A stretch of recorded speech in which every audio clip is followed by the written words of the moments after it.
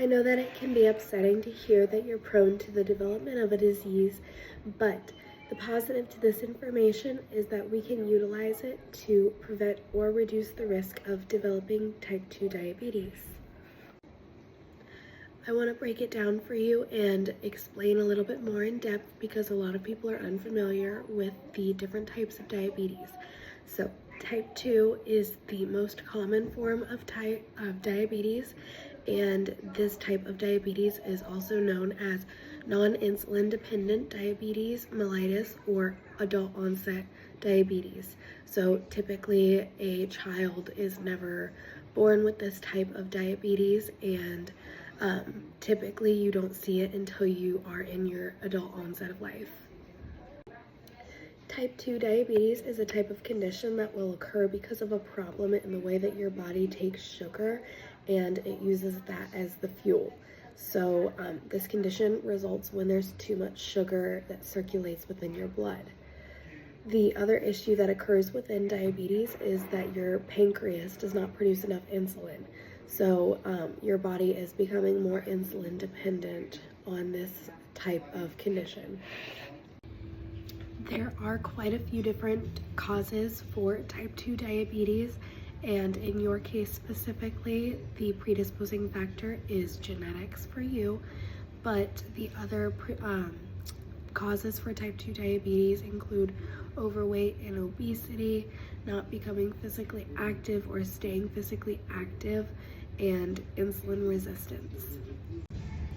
So now that you're aware of the causes of type 2 diabetes, I want you to make sure that you're being mindful of just making sure your body is on the move constantly. If you can at least do 30 minutes of exercise, even if it's just walking daily, that's really gonna help reduce your risk, as well as kind of decreasing those sugary foods or drinks. And I want to make sure that you are just making some simple lifestyle adjustments because these are really going to help reduce your risk for type 2 diabetes. There are a few different types of signs and symptoms that you should be aware of, and if you start experiencing, you need to make sure that you inform your primary care provider. Some of those signs and symptoms include blurred vision, dry skin, unexplained weight loss, increased thirst, increased urination, and increased hunger, as well as fatigue. If you're noticing any soreness in your healing of any cuts or sores, and if you notice any type of tingling or numbness in your hands and your feet. I actually think that it's really great that you found out that you're predisposed to type 2 diabetes, because a lot of people do not know that they have this type of genetic factor for them until it's too late and they're being diagnosed with the disease. So now with your knowledge, you're able to go ahead and utilize that and use it as a benefit rather than a downfall. Although you can't change your genetics, you can modify your lifestyle habits.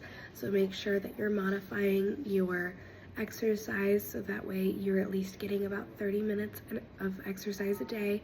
You're modifying your diet so you're watching those more fatty foods, more sugary foods, and you are just kind of making more simplified lifestyle changes. While there is no cure for type 2 diabetes, losing weight, exercising, and eating well can help manage it.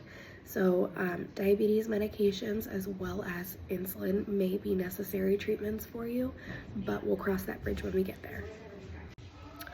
The last thing that I wanted to chat with you about is I wanted to make sure that you inform your primary care provider of this information so that way they can keep track of you and they can make sure that they are doing all of their due diligence to make sure that they are also helping you prevent this. And if you need any resources, you can always reach out to me and I'll be able to provide you with some reliable resources on the information for type 2 diabetes, as well as your primary care provider is going to be a great resource.